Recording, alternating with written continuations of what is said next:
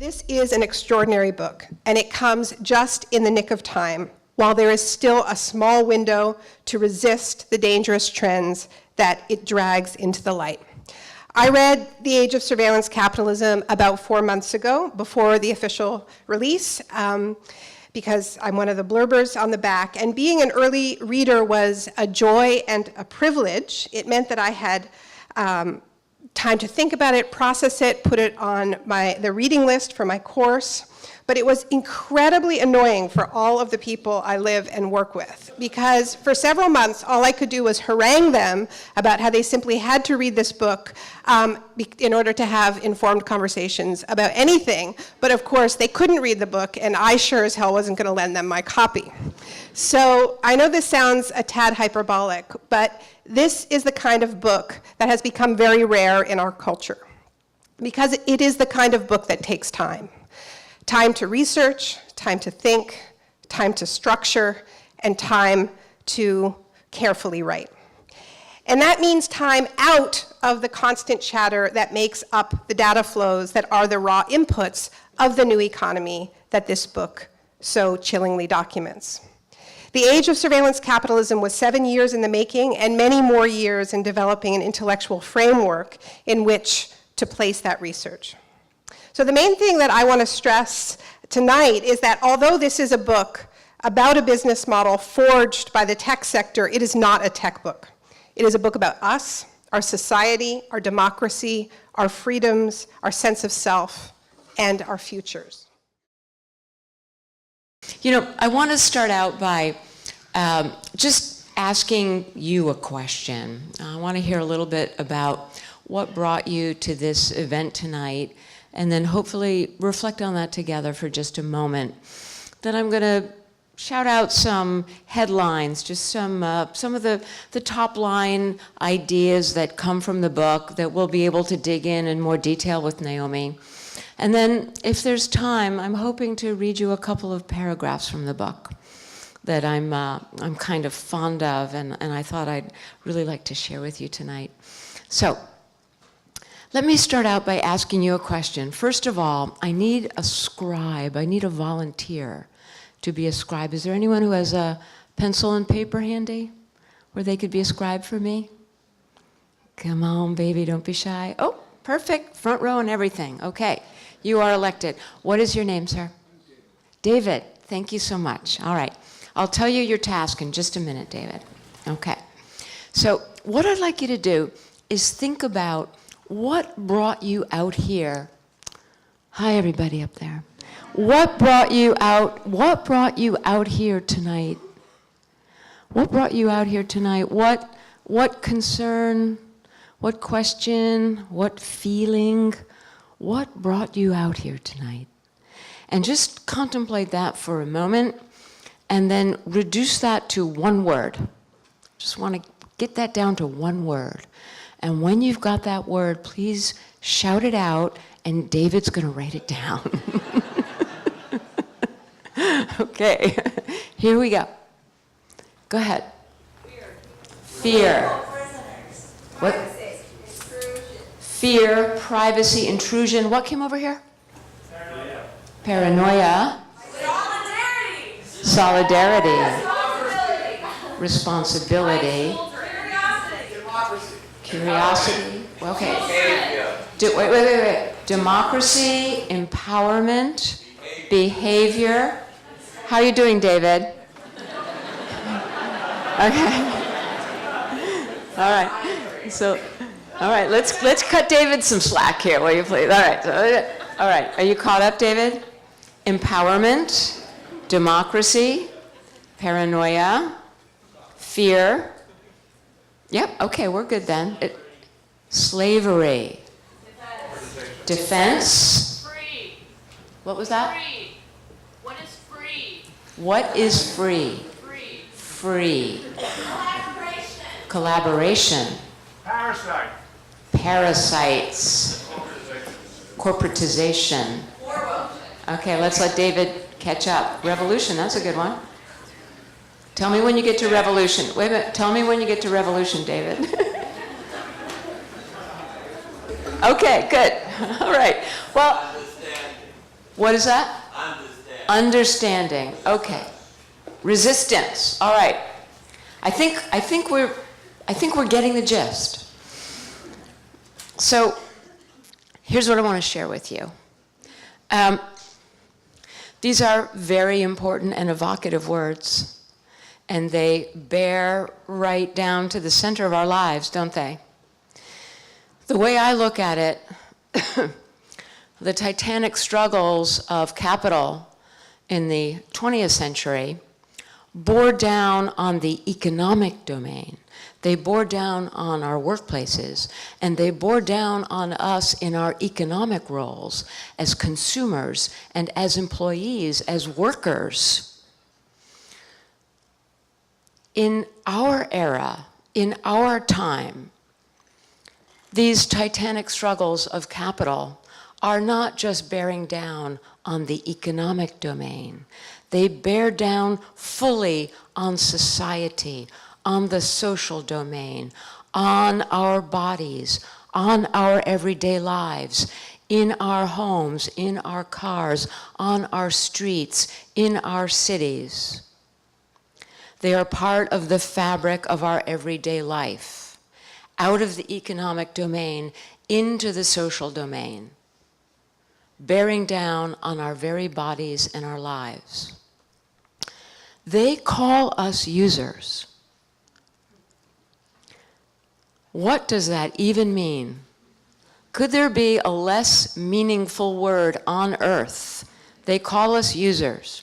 But here's something I want to tell you. I brought this for you. So I've been in, my book was published a few weeks ago, early January, mid-January. And I've been on the road pretty much all that time. So I've been in 3 countries, 6 cities, and I started asking this question of my audiences pretty early on in all these different locales. Let me tell you what other people said when I asked them this question, other groups. Sovereignty, determinism, fear, resistance, inequality, bias, revolution, dignity, autonomy, democracy, manipulation. Another group, anxiety, manipulation, control, identity, freedom, resistance, power, democracy, law. You hear the echoes? They call us users. And yet here we are across countries, across cities, experiencing so many of the same concerns. I say we are not users. I say we are bound in new psychological, social, political, as well as economic interests. That we have not yet invented the words to describe the ways that we are bound. We have not yet invented the forms of collective action to express the interests that bind us. And that is a big part of the work that must follow in this year and the next year and the year after that, if we are to ultimately interrupt and outlaw what I view as a pernicious rogue capitalism that has no business dominating our society.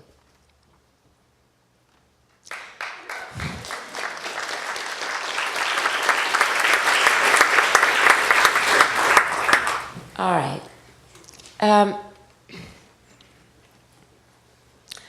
In the year 1833 in Britain, as the industrial capitalism was just emerging, when they talked about the social hierarchy in Britain, they had 2 terms, the aristocracy and the lower classes.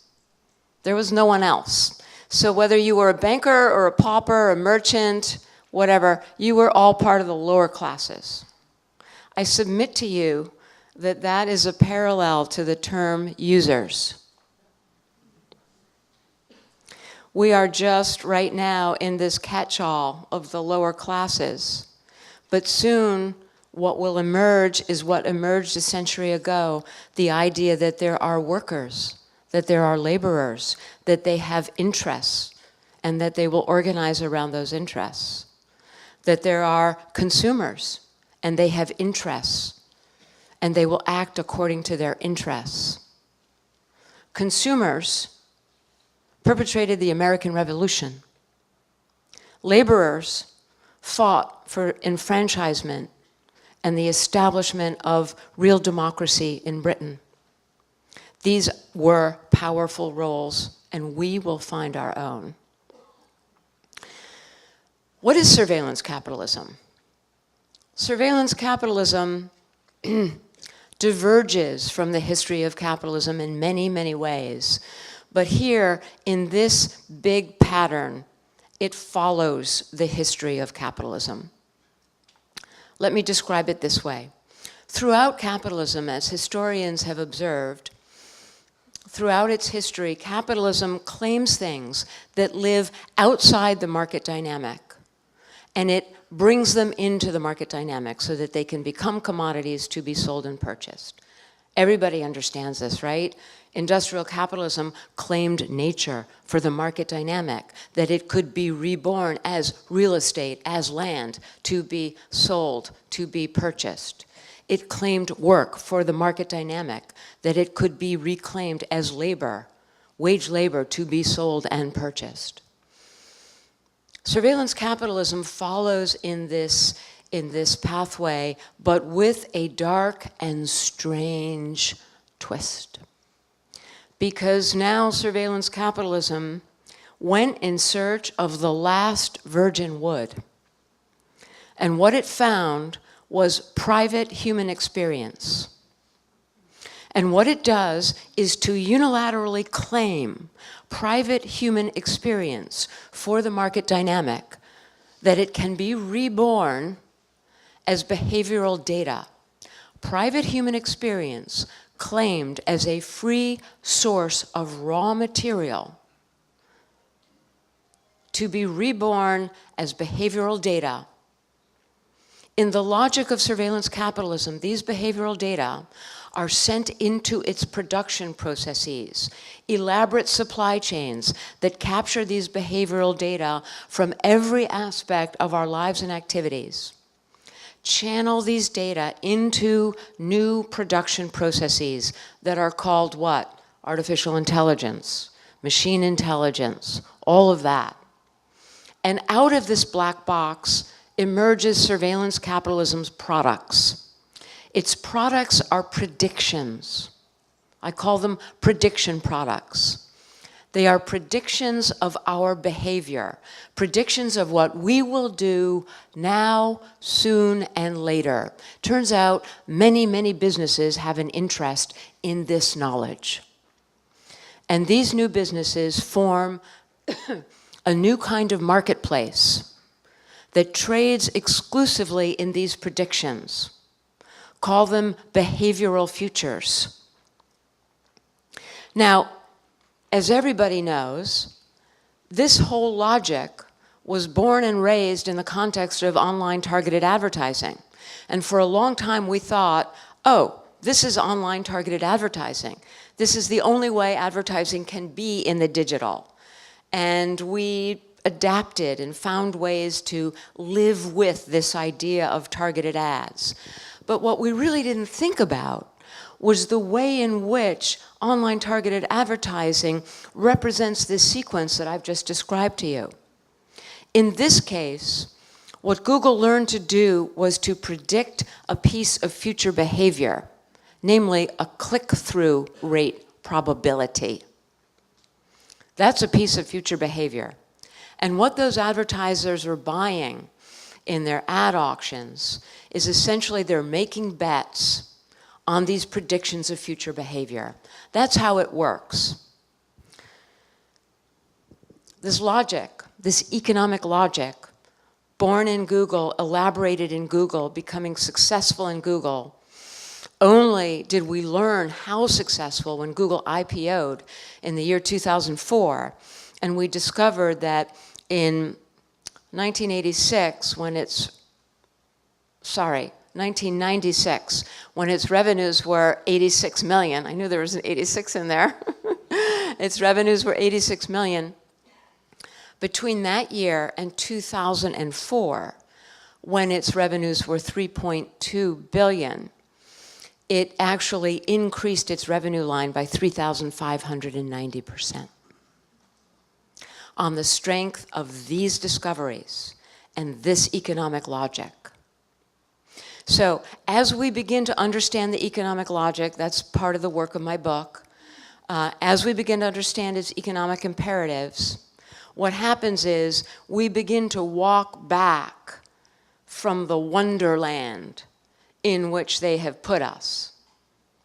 And as Alice went through the looking glass into the wonderland, we get to walk backwards through the looking glass, out of the wonderland, into the real world, where we can start to see things clearly without the fog of rhetoric and obfuscation and euphemism, mendacity and misdirection that have become second nature to the propagandists of surveillance capitalism. And as we walk back, we start to see some things. Like, for example, we thought that they were free, that their products and services were free for us. But all the time that we're thinking that they're free, they're thinking that we're free. We're the free raw material. Get them engaged, get them engaged, get them engaged. Keep that data flowing, keep it flowing. Get them engaged anywhere and everywhere, it doesn't matter. Call it a car, call it a house. Call it a digital assistant, call it a thermostat, call it a search engine, it doesn't matter. Call it social media, it doesn't matter. Get them engaged, keep the data flowing, complex supply chains flowing to production. We thought we were using social media, but social media was using us. We thought we were searching Google, but Google was, thank you. We thought that these companies had privacy policies, but in fact these companies have surveillance policies. And we became all too vulnerable to something that they told us over and over and over again. If you have nothing to hide, you have nothing to worry about. When the fact is, and how many of us have lost our bearings on this, when the fact is that if you have nothing to hide, then you are nothing. Because everything that you are, the place inside you, your inner resources from which you draw your sense of identity, your sense of voice, your sense of autonomy and moral judgment, your ability to think critically, to resist, even to revolt. These are the capabilities that can only be grown within. Jean-Paul Sartre calls it the will to will. And that will to will grows from within, and you should hide it, and you should cherish it, and it should be private, and it should be yours. So they've destabilized our moral bearings and our sense of self. And what we discover when we learn about the economic imperatives of surveillance capitalism is that these imperatives, it's not that there are all bad people in these companies. These imperatives compel these corporations. They compel these corporations to enter a collision course with democracy. A collision course with democracy. And this happens from below and it happens from above.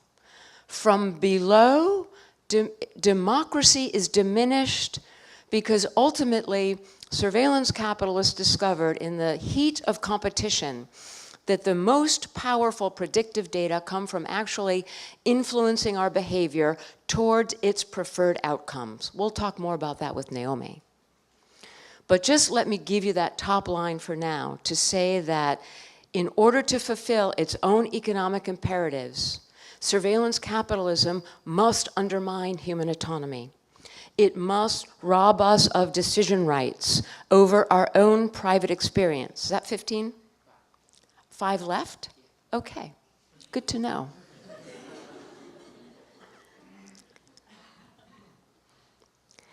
So from below, it's eroding autonomy. It's eroding the principles of individual sovereignty because it's eroding our decision rights, our control over our own experience, its boundaries, its inwardness. I call these the right to the future tense and the right to sanctuary. These are being eroded from below, and without these, a flourishing democratic society is impossible. But it also challenges democracy from above, because it means that we enter the 21st century, and all of us are already preoccupied, stressed, worried, being activists, writing, thinking, helping, doing whatever we can to figure out how we move past the pernicious economic inequality that has scarred our societies. But now, surveillance capitalism means that we enter the 21st century with a wholly new axis of social inequality imposed upon us. And this is the inequality of knowledge. Because with these practices that I have just briefly described so far, what we see is under the aegis of private capital, and specifically private surveillance capital. These companies take control of 21st century society, sporting asymmetries of knowledge, unlike anything the world has seen. Asymmetries of knowledge. They know so much about us. We know so little about them. We do not know about us what they know about us. They have so much knowledge that is from us, but that knowledge is not for us. These asymmetries of knowledge produce equally pernicious asymmetries of power, the power that accrues from this knowledge. Specifically, and I hope we get into this discussion with Naomi, specifically the power to command the digital milieu, to command this capitally intensive, ubiquitous digital infrastructure that now saturates our lives, to command that in order to not only know us, track us, monitor us from where we are and where we go to our posture and our gait and our faces and the muscles that express themselves in our faces and give away our emotions, of finding our personality profiles in the exclamation points and bullet points that we leave in our online posts. But they go beyond that to influence and modify our behavior at the scale of populations. What is this power? This power to actually influence populations, unauthorized, self-regulated, without democracy's oversight, without democracy's participation, without our knowledge. Systems that are specifically engineered to keep us in ignorance. Systems that are specifically engineered and celebrated for their ability to bypass our awareness. Ergo, my friends, surveillance capitalism. It's not a word chosen lightly. It's a word chosen because this capital cannot accumulate without the social relations of the one-way mirror. Because when we know about it, and if we have a choice, they are over. All right. I was going to close with the reading of just a couple of paragraphs. Do you think I still have time for that, Thomas? All right, I'll let you be my guide on that. There are a couple of paragraphs that I wanted to read you, but before I do that, I just want to check and see if it's going to be relevant to all of us. So let me ask you a couple of quick questions. First of all, could you just raise your hand? How many people in the room have children? Okay, thank you. And how many people in the room are under the age of 35? Okay, thank you. So what I'm concluding here is that everybody in the room either has children or is children.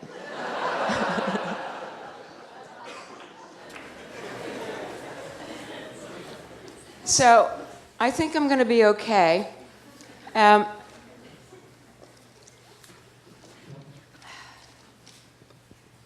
think I'm going to sit down to read to you. And I'm choosing these chapters. By the way, you know, as I'm turning to the last pages of my book, I just thought you might be interested in knowing that despite how fat and heavy it is, it's only 524 pages and one paragraph. Because, look, all of this is endnotes. It's very well researched.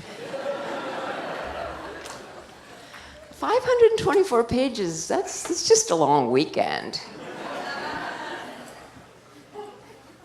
All right. I want to read you these pages because I dedicated this book to my children. I'm so proud that my children are here tonight. Chloe and Jake Maxman, I love you so much. This book would not exist without you, your inspiration, and your help. And my second son, Canyon Woodward, who's here tonight, came up from North Carolina to surprise me. I'm so happy that Canyon's here. I wrote this for my children and for all the children, for all the young people in my children's generation, because you're going to be in the front lines of this like so many other messes that you are inheriting.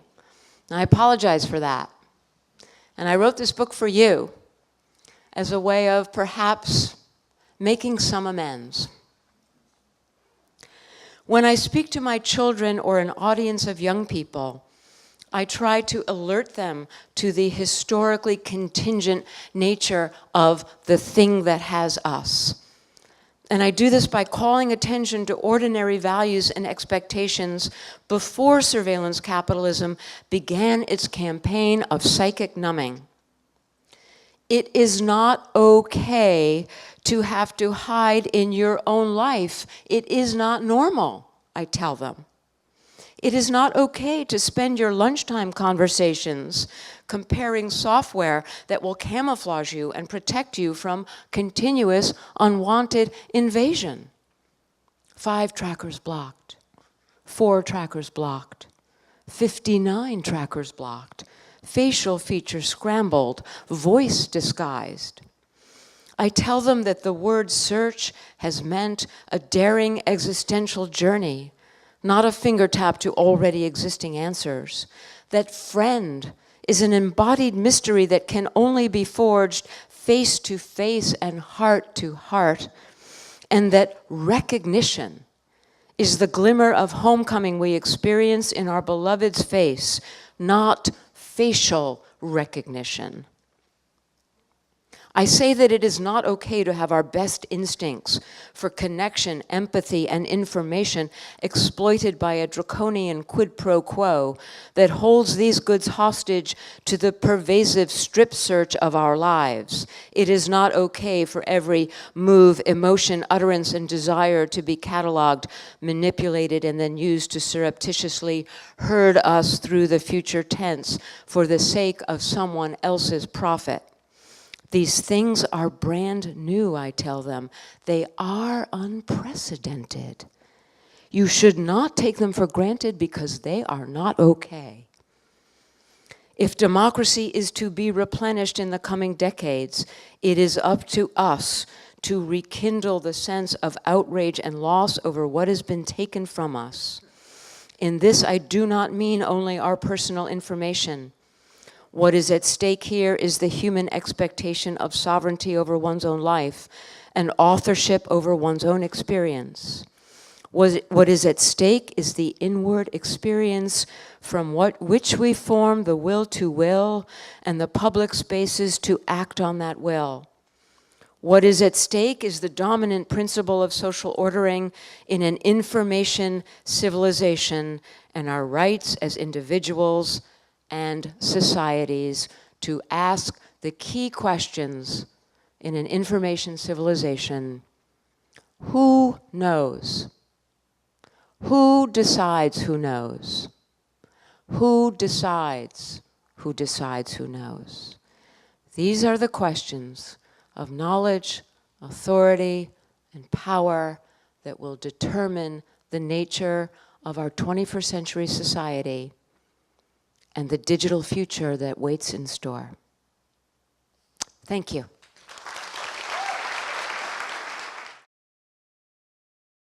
People want to hear whether you feel like New York dodged a bullet on Amazon, because we're here, and there's been a lot of recrimination about it since.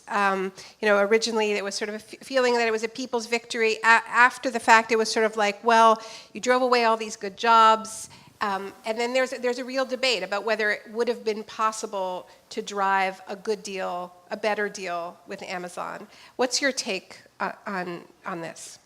I don't want to say New York dodged a bullet. I want to say New York is the bullet.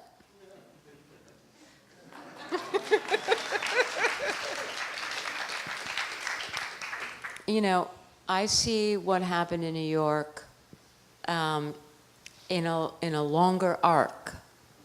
To me, I'm sure that the arc has antecedents before what I'm going to mention as its point of origin, but this is something that I take as very important.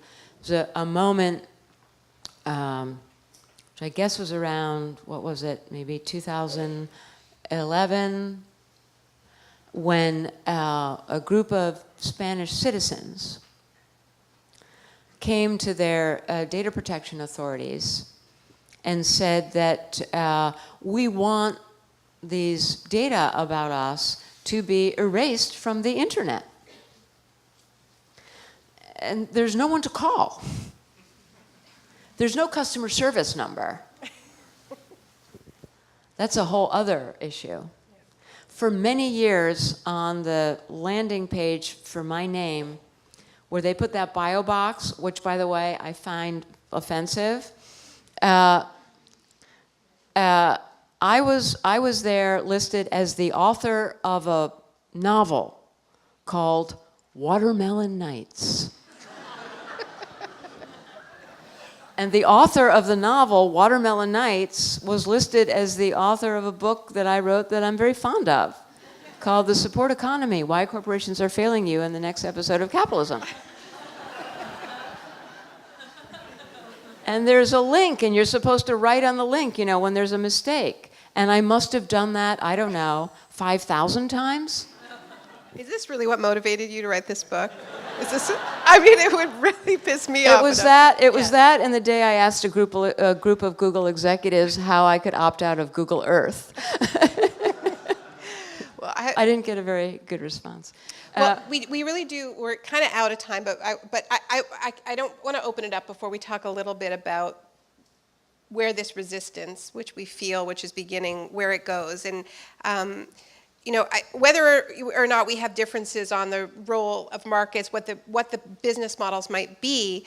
I think that there's clearly a role for the public. There's clearly a role for some kind of assertion of a commons around this, and I'd love to hear your thoughts on tools of resistance and also that sort of mix between markets and one of the things that I think is interesting about these businesses that didn't have a business model is that in a way they habituated us not just to this loss of privacy that you've described, which they have habituated us to, but they also habituated us to the idea that we have a right to connection, information, without it being a commodity, right? That was the whole, that was it. That's what social media has done. That's what Google did with search. And And is there a model on which these are treated as utilities, or some kind of cooperative ownership? I mean, we're giving them free content. Every Twitter user, every Facebook user is actually a producer. So are there other ownership models that we should be thinking about? Absolutely. And all I was going to say before, and I'll just say it very, very quickly, is there is an arc of resistance, an arc in which where, you know,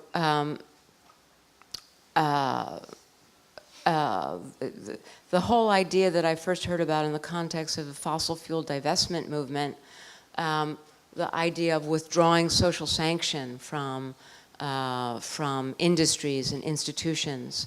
And the idea now is about withdrawing social sanction from surveillance capitalism.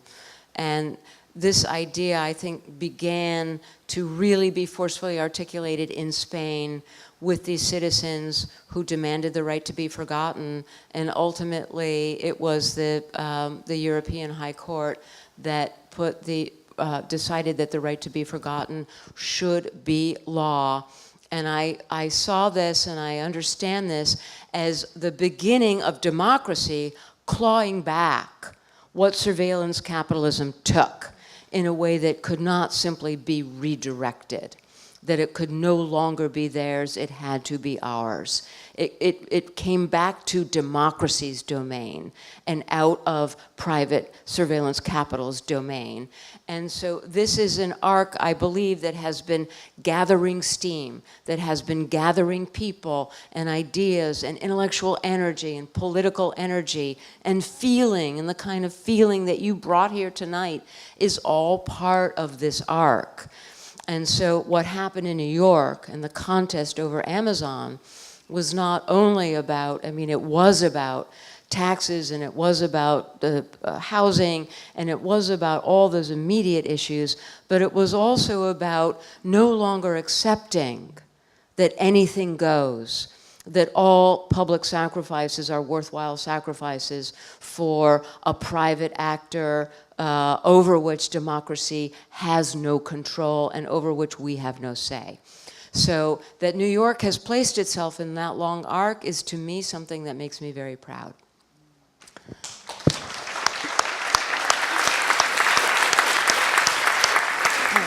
As far as resistance, don't get me wrong, Naomi, I see the whole what is to be done as a three-part answer. The first is the sea change in our awareness that is required, that we can no longer allow ourselves to be ignorant at their hands. And as we begin to name and understand what is happening to us, a lot of this began with, you know, Chris Wiley, who blew the whistle at Cambridge Analytica and opened up a lot to our view that we did not comprehend before. And all he was describing was the everyday, routine, ho-hum, please pass the salt operations of a good, responsible surveillance capitalist, slightly pivoted from commercial to political outcomes. That's what Cambridge Analytica was. And as we began to see the havoc that they were able to wreak with these methods, I think we've developed a better appreciation of what these folks are doing in the commercial realm and the power that is accruing to them. So it begins with a sea change as we name. Naming is essential to taming.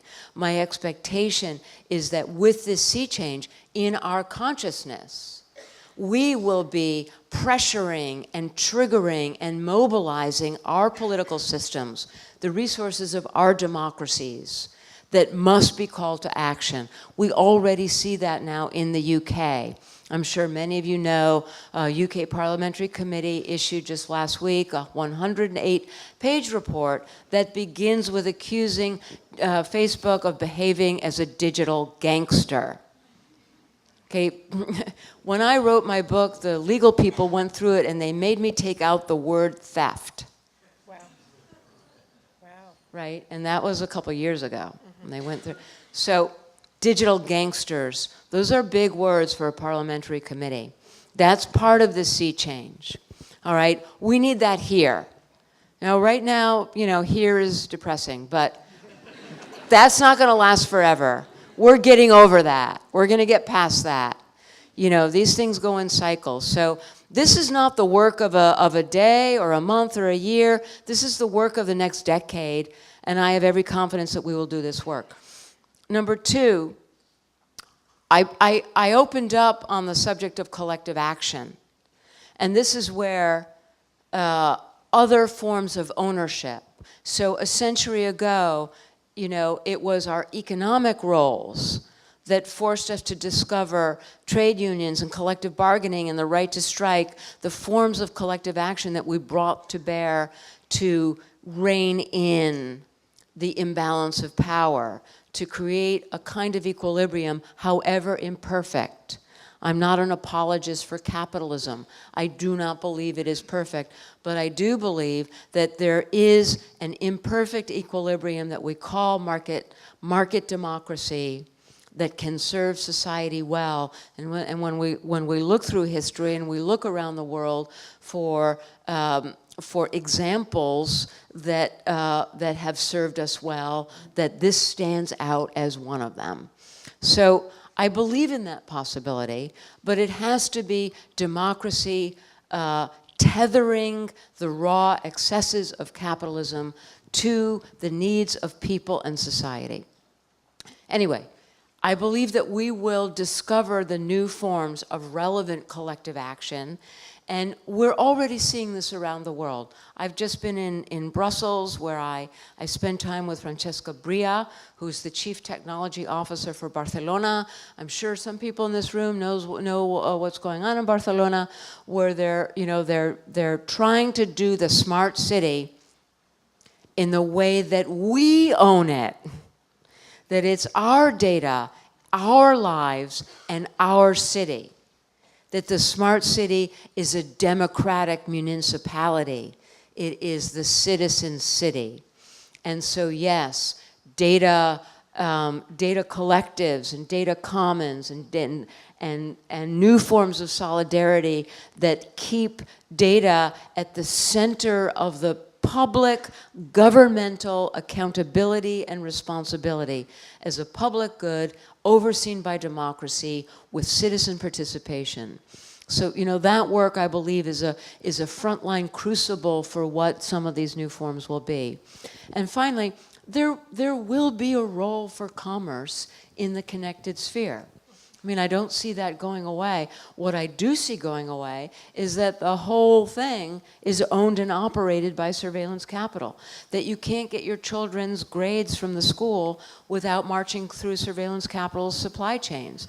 That you can't get your health data without marching through its supply chains. That you can't plan dinner with your family and friends without marching through its supply chains. This is intolerable. This is illegitimate. This is unacceptable. This is a draconian quid pro quo that we should not be forced to make as 21st century citizens. We can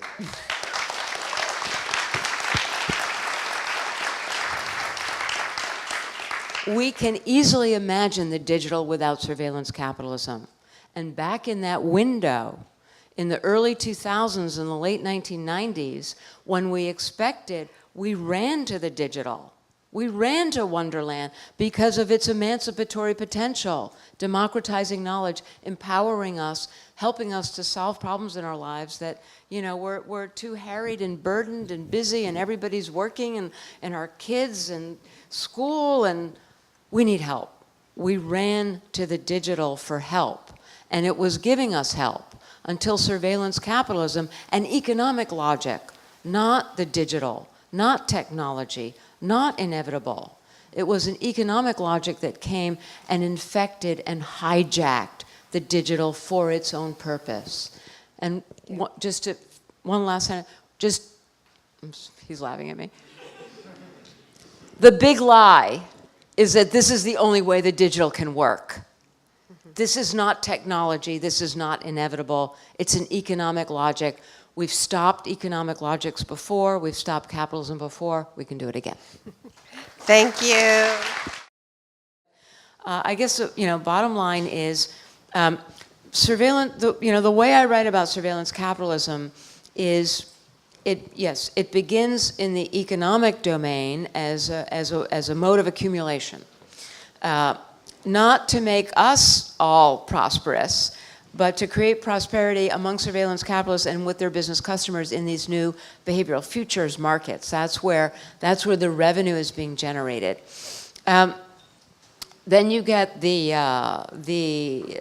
surveillance industrial complex, all the vast machinery and facial recognition, all the capabilities that are being developed and sold in Shenzhen and the town in the city in China that's a famous hub for these devices and technologies. And in China, what you see is an authoritarian state now looking at what was its so-called private sector, its so-called private internet companies, seeing all the capabilities, just like we have here, that they have developed, and realizing that this is too good to let it be private. We're going to annex that to our ambitions, and kind of in the spirit of Cambridge Analytica, be able to do all the things that the surveillance capitalists can do, but do them to fulfill social and political outcomes rather than the commercial outcomes that surveillance capitalists are after.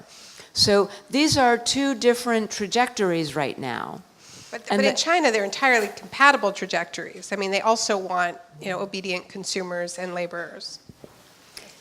Yes, but I'm just saying that in China we see this apotheosis of the authoritarian state annexing what I call the instrumentarian power produced by surveillance capitalism, the power to modify population behavior at scale, annexing that for its social and political goals, how they want people to behave.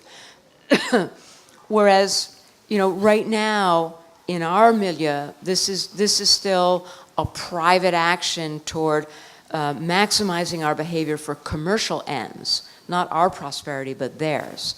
So how do we, interrupt and outlaw this before we ever get to a stage where we might enter that zone of the apotheosis, of this fusion of state and private power around these capabilities, which really is, to me, the nightmare scenario.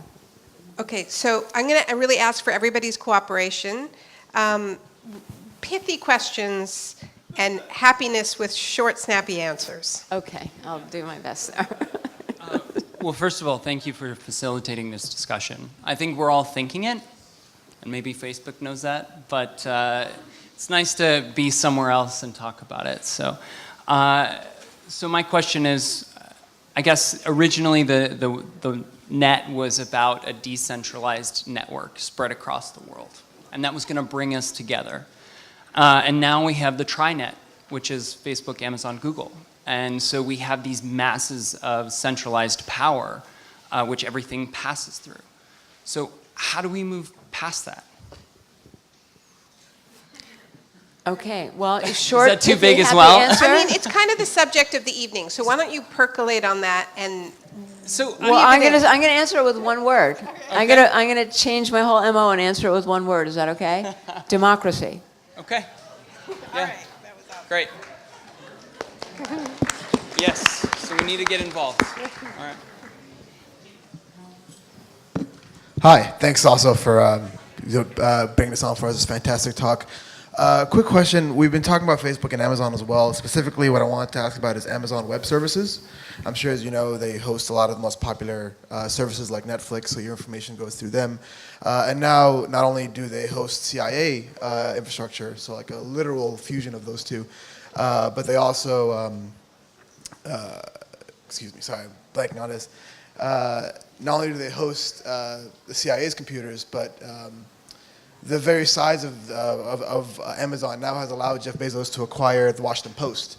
And that kind of relationship between both private and state power, and then how that influences supposedly private media, and then in their responsibility to democracy.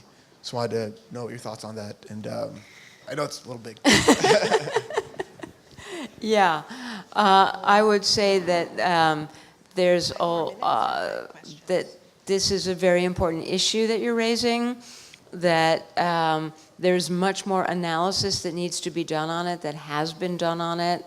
And we, this gets to the point I was making earlier of how we're entering the 21st century with this disfigured institutional landscape, these huge asymmetries of knowledge, information, data, information, knowledge, all of that in ways that are under the private control of surveillance capital.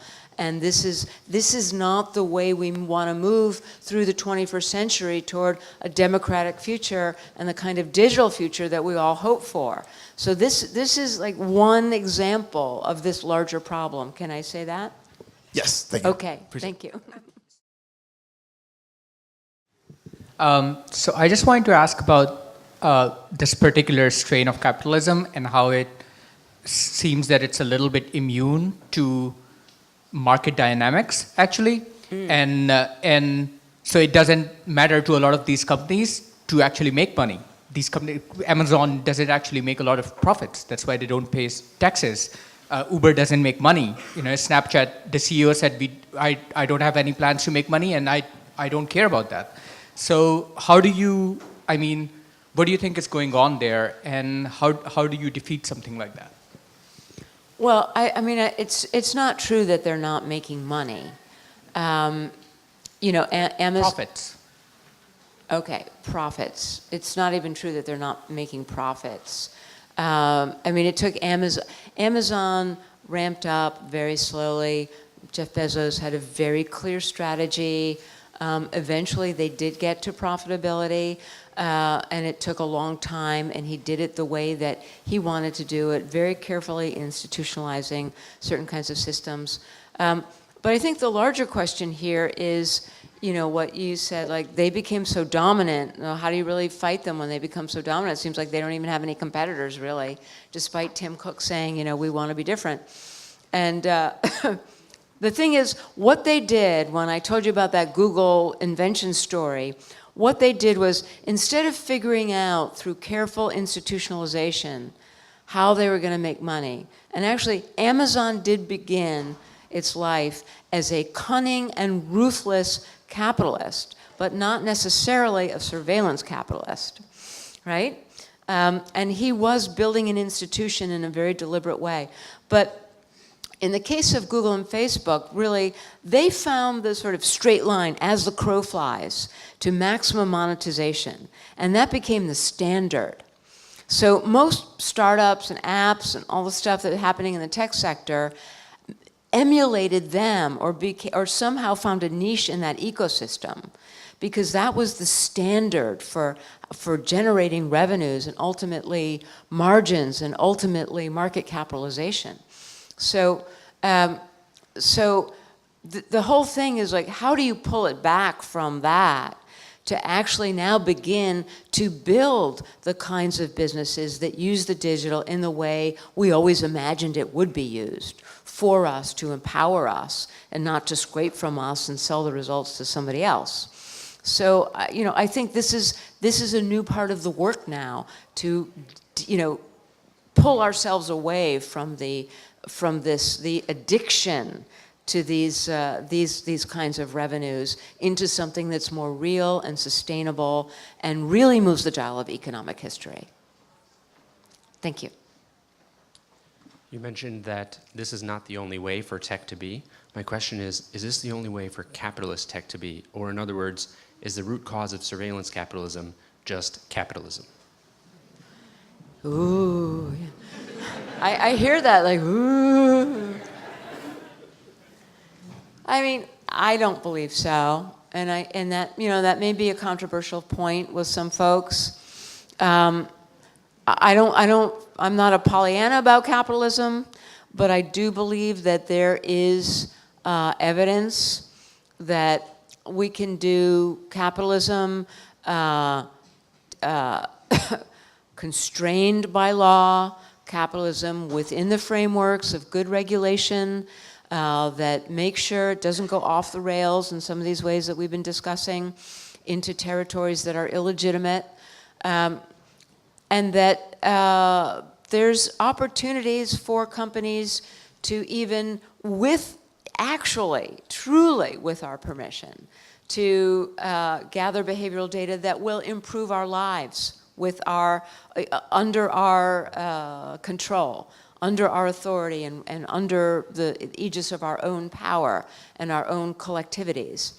So I do believe that's possible, and many of those plans were underway in the late 90s and the early 2000s, before this straight line to big revenue time, was cut, and it changed the game for everybody. So there was no longer time to really develop these other pathways in a more scrupulous way that was actually tied to society and tied to our real needs.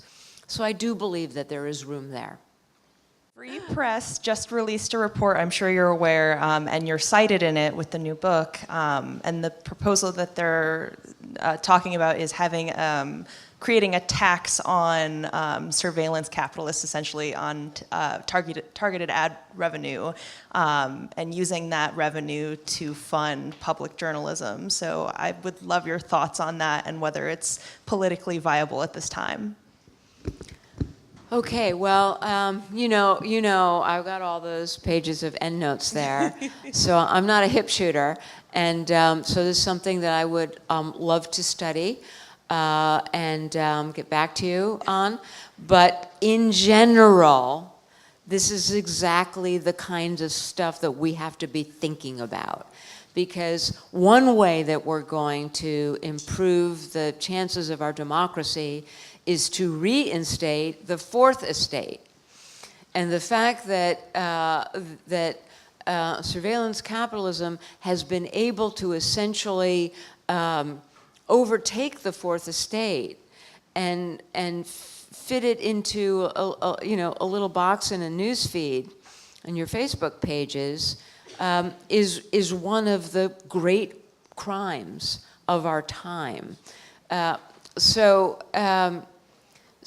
I'm really in favor of the innovations that we will come up with as societies to claw back that territory and reestablish the necessary work of the fourth estate for its accountability for the words that it publishes.